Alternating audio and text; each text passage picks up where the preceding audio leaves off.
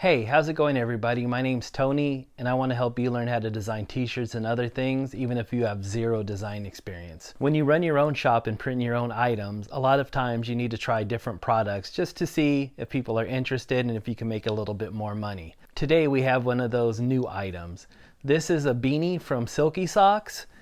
And this is one that I printed as a test just to see how I liked it. So now that I know it's something that I want to sell, I'm going to make a mock-up kit and start listing them on Etsy. Now I'm making a mock-up so I don't have to make a beanie every single time that I want to sell one. I can just take my mock-up, put my new design on it, list it, and if someone likes it, then I'm basically doing a print on demand type of thing where I just print the design. I can make customizable ones, I can make ones with stock designs.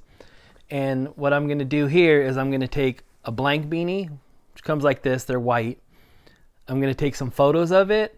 Then I'm going to bring it into Photoshop. I'm going to make some adjustments so that the light and shadow looks good and nothing's too harsh. Then I'm going to make an alpha mask so I can put my design there with some adjustment layers so it gives it a little more of a natural feel so it doesn't look like I just pasted a piece of art on top of a photo. And let's just jump right into taking photos, then we'll get right into Photoshop.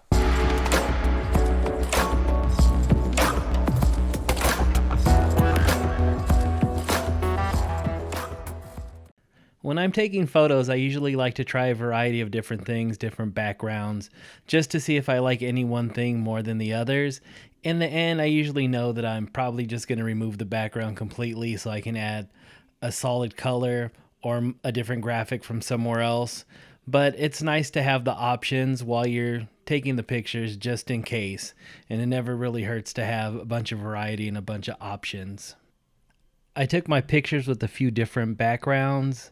I brought them into Lightroom, made some adjustments, and I thought the beanie on this one looked the best. I'm not sure that I'm going to keep the background, but what I'm going to do now is go ahead and outline the beanie here, make a clipping mask so that when I put an image it only affects that area, and then see what kind of adjustment layers I need to make just to make this look somewhat natural. So we're going to jump right into warp speed and make this happen.